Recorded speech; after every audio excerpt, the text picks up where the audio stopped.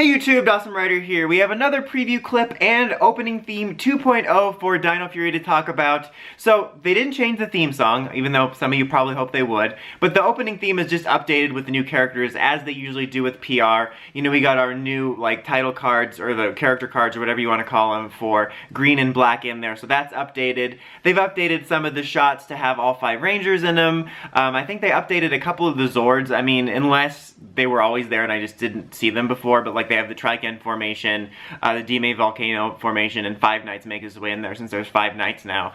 So they just kind of update some new shots that are going to be in there and update to have more of the cast in there. But you know, there's not really a whole lot to talk about, just pretty usual thing they update. I do think it's funny though, like obviously as I just mentioned, this is something they always do in PR, where they'll update the slate when a new cast member joins, or if you have a character that's like a regular but not a ranger, then they'll update their card to have like ranger stuff in it, or like ranger colors. But I just find the general approach to green and black to be so weird.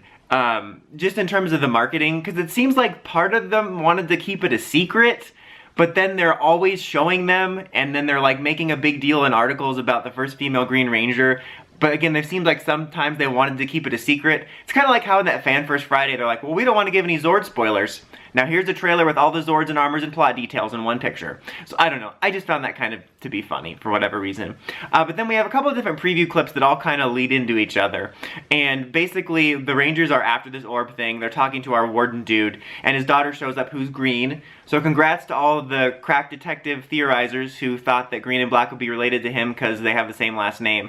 I had a similar theory in Time Force that Wes and his dad were related because they had the same last name and he called him Dad. Pretty thin evidence though. She's related to him, and so is Black Ranger. They're a family. That's how families work when they're related to each other. And so that's when we find out that, and she's helping the Rangers because Black Ranger, or future Black Ranger at this point, has the orb they're looking for. And that basically leads into the other preview clip, which is him being tracked down by the Sporix and Snot or Mucus or whatever is there. And we get to see Boom Tower for the first time. Other side note tangent, also speaking of like keeping things in secret and in order, I like how with the figures, they only released the core 3 first because they were saving green and black. But we get Boom Tower first, but not Void Knight, even though Boom Tower isn't in it until episode 4. I don't know. I think it's stupid. It's like they have this plan, but also in a much more real sense they don't.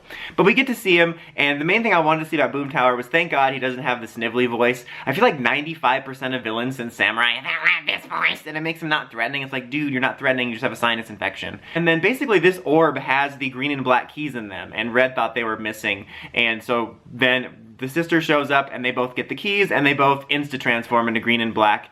And it is weird because when she first transforms, she has a skirt just like the flashback one did, but then later she doesn't, obviously because of footage and stuff we've seen.